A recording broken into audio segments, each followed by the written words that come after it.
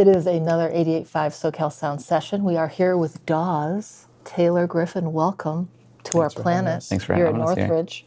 And it's so wild. I heard that you guys were born in Northridge. I don't know if both of you were. I was born in Northridge and Tarzana. Yeah, our mom grew up in a house right near here, and then we all lived there in 2008. We made our North Hills record there in North Hills. And so we're pretty familiar with this part of Northridge. Yeah, our mom went to high school down the street, James Monroe. So that's all this is like. How's it feel to be back? Driving past the Norwood, like the old bar that we would always joke about going to but never did. And the Starbucks, that was a big deal for us. We'd wake up and walk to the Starbucks. Yeah, that was like the thing to do. That just, we felt like adults. It feels like a million years ago, the fact that I mean, I was only 17, and so the fact that this is where we lived, and my understanding of LA was Malibu, where I had come from, and now Northridge. And so the fact that we lived here is crazy when we could have lived anywhere else, like Eagle Rock or areas where there was just more happening. And so, yeah, it's hard to believe that it ever happened. Yeah, if we ever went out, we would drive to the east side or the west so side. So far away. Like we played shows in Tangier, and it was just like, might as well have been in Long Beach. But memories are so awful because, like, if I had to sum up everything that happened in those 2 or 3 years of living here, I could fill maybe 3 minutes. I just don't. It's just gone. But I mean, you guys made a record here. We made a record here. We started our bands. Started a beginning. I mean, we would joke that that North Hills, the album title for our first record, always sounded like some innocuous, typical folk rock album title, but it was really a specifically weird part of the San Fernando Valley, and we kind of liked that duality. Obviously, it was just for us, but we always liked that. Yeah, it's good to be back. And how do you feel about, you guys are celebrating the 10-year anniversary of Stories Don't End. How does that feel? You guys are getting up there. I know. I was going to say, I don't feel like an old man. We started pretty young, so I'm probably older inside than I am actually in biological age. Yeah, your organs. Yes, I'm 50 inside. And touring has aged you exactly. Inside. Yeah, it's cool to be. I mean, this is now our third 10-year anniversary of a record, and it's allowing us to go revisit the material, dig up old demos, old mixes, early versions. That stuff's really fun. And yeah, we don't, like any artist, you don't want to ever see yourself as getting the old kids, but and I don't think we are, but it does put things into perspective of we've been doing this for a minute, and even with some of our heroes, some of my favorite bands, The Band, Dire Straits, we have more records than them now. And that's just so weird. That is kind of wild. That you think you'll be like the Stones and you'll just keep going? Can you imagine that they just announced another tour? Yeah, it's very strange. Hopefully, they're obviously doing it at such a level that it's its own economy, and they kind of have to. Mm-hmm. But I think just to do it at any level for that long, you should be so lucky. It's the fact that we've been able to do it this long is I feel I'm grateful for, and so I sure hope we're playing in our 70s. Yeah, we're determined to drive it into the ground, that's for sure. But I do. It's with them. It's it's the option is to go play stadiums. For us, it's we have this very solid, but relatively, especially if we're comparing it to the Stones, modest operation. So it's hard to imagine taking that into your 70s and 80s. But we feel so lucky to have had this for so long, even though again it's not the Hollywood Bowl. So if we could carry this on for another, it's one of those things where it's such we do feel so lucky, we do feel so grateful. It does feel like an embarrassment of riches in its own right. So to cross our fingers and hope for even one more year almost feels greedy. But that's definitely the plan, to just keep doing this for as long as we possibly can. I never want a real job. We had one and together around the corner, and it kind of. Where'd you work? We worked at First American Home Warranty, which is where our mom was for many, many years, and she got her dumbass kids a job there. And so we had headsets on, and we were talking to contractors it was about I would go. I was so. I only worked from 10 to 2, but it was so miserable and I refused to let it get into the way of my nightlife because I was 18. I was going to do my thing. You had a job to do. And I would go into the private bathroom, which we could use because of our mom and the privilege that we were granted. and I would just lay toilet paper on the ground and sleep for 10 or 15 minutes because I was someone who really had to go would be found on the door. Yeah, it's embarrassing. But anyway, that's all to say. I don't know how to do anything else because this is what we've been doing since forever. A lot of music and a little bit of telemarketing. That's really funny. So was that the only real job you guys ever had to have? Yeah, I scooped ice cream like at a summer in high school, that kind of thing. I was an umpire for one game. That was a disaster because I'm just not very good at being competitive, and I'm also very persuadable. So I would call. Maybe. Yeah, that happened. It happened. I called it was like the last run of the game or something. This kid slid, and I'm like, he's out. I was kind of just guessing, and then one slew of dads was psyched, and one slew of dads was pissed, and they're like, "What are you talking about? He was definitely safe." So I changed my call, which is like a cardinal sin. So and then the other one's like, "You cannot do that," and I just took my stuff off. Like, I never want to do this again. That's very funny. I did want to show, you guys have a pretty cool box set of your last album, Misadventures of Doom Scroller. Have you guys checked it out lately? I like I have, it is. I hadn't seen the brown vinyl. It's really retro, cool. It's really style. dope. Yeah. It's like a series of singles, kind of. Yeah. Each side, you're going to give the listener a lot of work. You got to keep flipping. Yeah, well, that's part of the fun. Yeah, a little exercise. And every song's like 10 minutes, so they could sit down. So it's been a minute since this one came out. You guys had told me you guys are working on a new record. Yeah, we're just kind of beginning to. We're building a studio in Taylor's backyard, essentially, and so that's taking shape. But we're just trying to balance when do we have to have the record done at a certain point before we start touring in March and so we have also to finish the studio because the idea is to make the record in the studio. And right now we're just kind of trying to figure out how to do both. And either way, the record will get finished. It's just a matter of whether or not we do it there. Yeah, but it's been. I mean, we've had a pretty solid. We've been pretty consistent. It's been a record every 2 years since we started. In 2015, it was only 1 year that went by. We did 2015 and 2016, and then since then we've been back on a 2-year thing. And so this came out, Misadventures came out in 2022. So if we can get this thing out, the next one out by sometime next year, then we'll stay on track.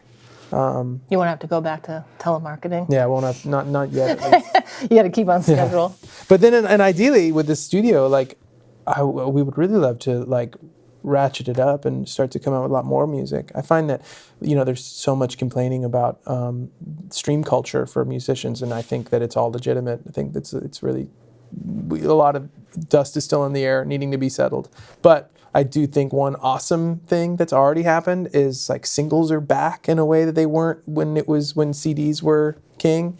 So people are releasing singles in a way that feels very legitimate again.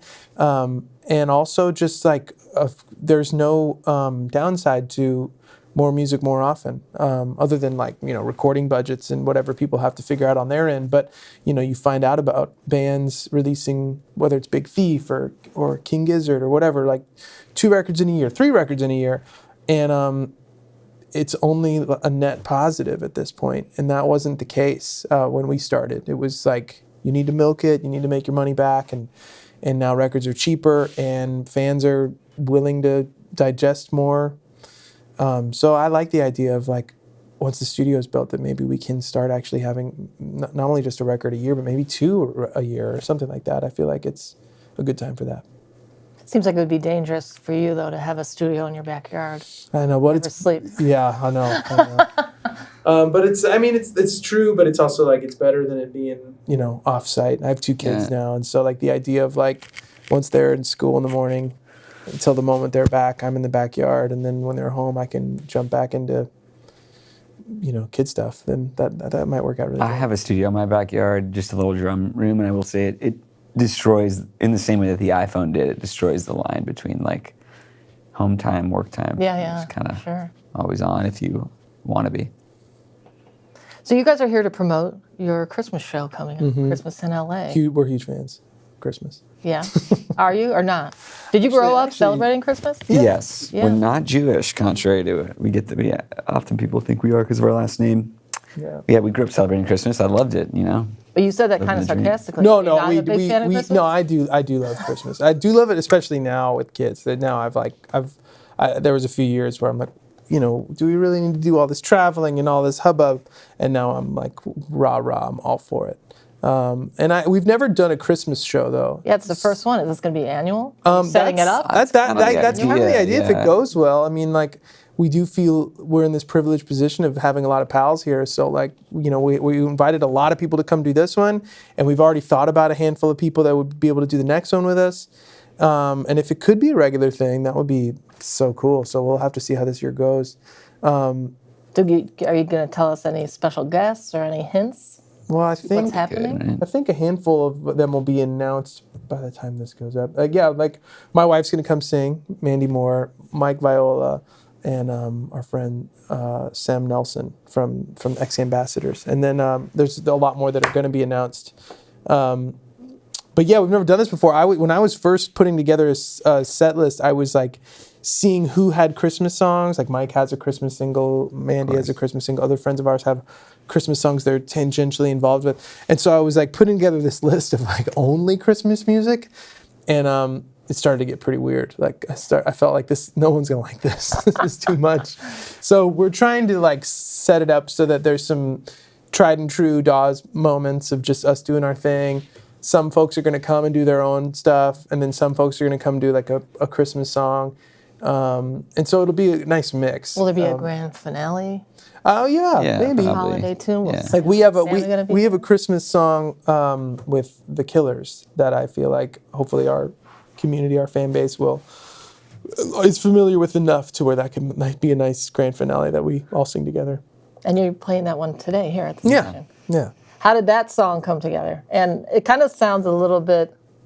How do you guys feel about spending Christmas in LA? Because that one kind of has like got another Christmas in LA. It started as Brandon's brainchild, Brandon from the Killers, and he brought it to me half done, and I loved it, and I was excited to finish it with him. He was projecting, like he grew up in Vegas, and now he lives out in Utah. So he's not familiar with that experience of Christmas in LA.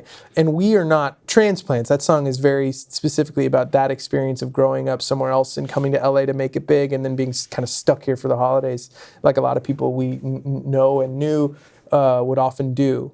That was never our experience though, because our home was here. We never knew anything different. Yeah, we never knew snow in Christmas. We never, we don't know what seasons means. But we definitely felt like this is just what it always was. So we've always enjoyed family time and Christmas time here in LA. But it was fun to try to step into the shoes of all of our struggling actor friends and what that must be like, especially when you do come from a place that does have falling leaves and snow on the ground. Or if you're from somewhere else and you can't go home. Yeah, which is often the case. Bummer, yeah. Well, the show is going to be at the Bellwether. That show is Saturday, December 9th, Dawes and Friends. Before you guys go, though, I do have a big beef with you guys. Okay. So then there's a few of us that have this feeling, and I just wanted to get your take. The idea of when the tequila runs out and you drink champagne sounds like a terrible idea. You're really guiding everyone in a terrible place. So please explain yourself. That song we were doing for our record, All Your Favorite Bands, before we recorded it, we toured it just like in smaller rooms to just get a sense of how those songs worked in front of fans.